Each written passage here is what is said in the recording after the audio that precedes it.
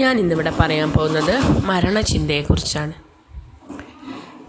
നമ്മുടെ ജീവിതത്തിൽ എന്തായാലും ജീവിച്ചവരൊക്കെ മരിക്കുമെന്നുള്ളത് ഉറപ്പാണ്. അതിന് യാതൊരു സംശയവുമില്ല.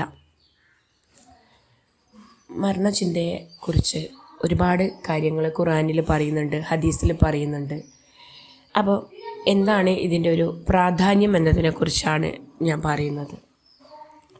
നമ്മൾ ഖുർആനിലൊക്കെ പഠിച്ചിട്ടുണ്ട്, മനസ്സിലാക്കിയിട്ടുണ്ട്. മരണചിന്ത അധികരിപ്പിക്കുക, പലയിടങ്ങളായിട്ട് ഖുർആനിൽ നമ്മൾ കേട്ടിട്ടുണ്ട്. മരണചിന്ത അധികരിപ്പിക്കുക, മരണചിന്ത നിങ്ങൾ വർദ്ധിപ്പിക്കുക എന്നൊക്കെ. അപ്പം അത് എന്തുകൊണ്ടാണ്? അതേപോലെ ഒരു ഹദീസിൽ ഞാൻ കേട്ടിട്ടുണ്ട്, മരണചിന്ത നിങ്ങളൊരു ദിവസത്തിൽ നിങ്ങളൊരു മുഅ്മിൻ മരണത്തെക്കുറിച്ച് 20 തവണ ഓർക്കണം എന്നാണ്. അപ്പോൾ എന്താണ് അതിൻ്റെ ഒരു പ്രസക്തി? അതായത് നമ്മൾ ഈ ഒരു ഓട്ടപ്പാച്ചിലുള്ള അല്ലെങ്കിൽ ഈ ഒരു ഫാസ്റ്റ് ലൈഫിൻ്റെ ഒരു കാലഘട്ടത്തിലാണ് നമ്മളൊക്കെ ജീവിക്കുന്നത്. അപ്പം എല്ലാവരും എന്തിനോ വേണ്ടി അല്ലെങ്കിൽ എന്തിനു വേണ്ടിയുള്ള നെട്ടോട്ടമാണെന്ന് നമുക്ക് പോലും അറിയാതെയുള്ള ആ ഒരു ജീവിത തിരക്കുകളാണ്. അപ്പോൾ നമുക്ക് ഇത്തരം കാര്യങ്ങൾ, മരണത്തെക്കുറിച്ച് നമ്മൾ മറന്നു പോവുകയാണ്, ഓർക്കാൻ നമ്മൾ മറന്നു പോകുന്നു. പക്ഷെ അവിടെ മരണചിന്തയുടെ പ്രാധാന്യം നമ്മൾ മനസ്സിലാക്കേണ്ടതുണ്ട്. അബൂ ഹുറൈറ റളിയല്ലാഹു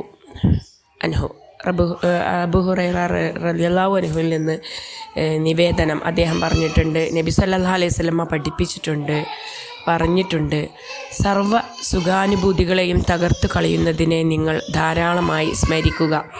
അതായത് മരണത്തെ, സർവ്വ സുഖാനുഭൂതികളെയും തകർത്ത് കളയുന്നതിനെ നിങ്ങൾ ധാരാളമായി സ്മരിക്കുക എന്ന് പറഞ്ഞത് മരണത്തെക്കുറിച്ചാണ്.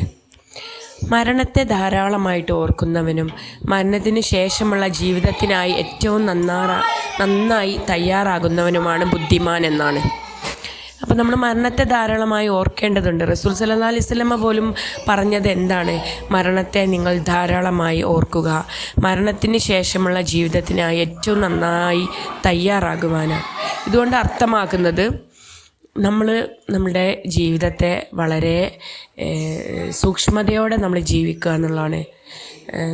അതിൽ ഒരുപാട് കാര്യങ്ങൾ പറയാനുണ്ട്. അതൊരൊറ്റ ക്ലിപ്പ് കൊണ്ടൊന്നും പറഞ്ഞു തീരുന്നതല്ല. നമ്മൾ മരണത്തെ ഓർക്കുക എന്നുള്ളതിൻ്റെ തന്നെ ഒരു മീനിങ് വരുന്നത്, ഇന്ന് ആളുകൾ സമ്പത്തുണ്ടാക്കാൻ, സമ്പത്ത് കുമിഞ്ഞു കൂട്ടാൻ ഓട്ടപ്പാച്ചിൽ നടത്തുകയാണ്. അതുപോലെ ആക്രമണങ്ങളും ഒന്നും എനിക്ക് പ്രശ്നമല്ല. പക്ഷേ മരിക്കുന്ന സമയത്ത് ഇതൊന്നും ആരും കൊണ്ടുപോകില്ല എന്നുള്ള ഒരു ചിന്ത കൂടിയാണ്. മരിച്ചു പോകുന്ന സമയത്ത് നമ്മൾ ഒന്നുമില്ലാണ്ട് നമ്മൾ ചെയ്യുന്ന പ്രവർത്തനങ്ങൾ മാത്രമേ അതിൽ നമുക്കുണ്ടാകുള്ളൂ. നമ്മളെന്താണോ നല്ലൊരു സുഹൃതമായി ജീവിച്ചത്, അല്ലെങ്കിൽ ശുദ്ധമായിട്ട് നമ്മൾ ജീവിച്ചിട്ടുണ്ടോ, നിഷ്കളങ്കമായി നമ്മൾ ജീവിച്ചിട്ടുണ്ടോ സത്യസന്ധതയിലൂടെ, ആ ജീവിതം മാത്രമേ നമുക്കുണ്ടാവുള്ളൂ. അല്ലാതെ നമ്മുടെ സമ്പത്തോ മറ്റൊന്നും നമ്മുടെ കൂടെ ഉണ്ടാവില്ല. ഇതേപോലെ മറ്റൊരു റളിയല്ലാഹു അൻഹു ആണ് അബൂ ഹസ്സയിൽ നിന്നൊരു നിവേദനമുണ്ട്. നബി സല്ലല്ലാഹു അലൈഹി വസല്ലമ പറഞ്ഞിട്ടുണ്ട്, ഒരു മനുഷ്യൻ ഇന്ന സ്ഥലത്ത് വെച്ച് മരിക്കണമെന്ന് അള്ളാഹു വിധിച്ചിട്ടുണ്ടെങ്കിൽ അവന് അവിടേക്ക് പോകാൻ അള്ളാഹു എന്തെങ്കിലും ഒരു ആവശ്യമുണ്ടാക്കും.